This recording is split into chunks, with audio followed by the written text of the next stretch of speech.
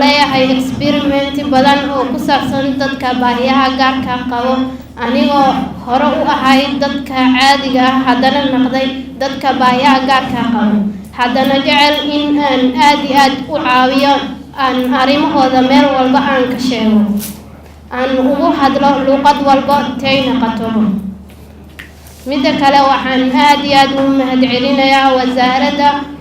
oo daneysay oo dadkaana mudnaan siisay midda kaleeto waxaan jeclahay in aan meeshan ka sheego dadka baahiyaha gaarka qabo ma ahan baahiyadooda mid la soo koobi karo waxay u baahan yihiin basic need secondary need aan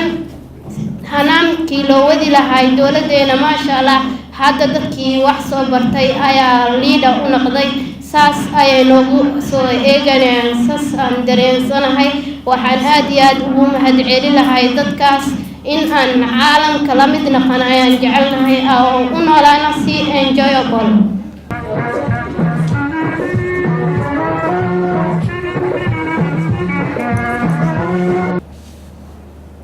karaamada aadanuhu waa deeq ilaahay subxaanahu wa tacaala ku manaystay qof kasta oo bani aadan ah xuquuqda aadanahana deeqdaas ayay ka dhalataa xuquuqda bani aadam waxay ka dhalataa karaamo uu ilaahay qofka bani aadanka siiyey ilaahay baa karaamada siiyey qofka bani aadanka qof kale ama dowlad ka qaadi kartana ma jirto xagga diinta markii la fiiriyo iyo xag sharciba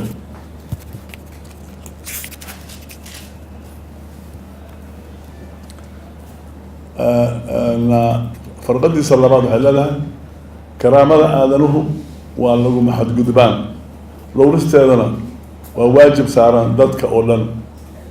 kulligeena waajibna wada saaran in la dhowraa karaamada qofka bini aadamka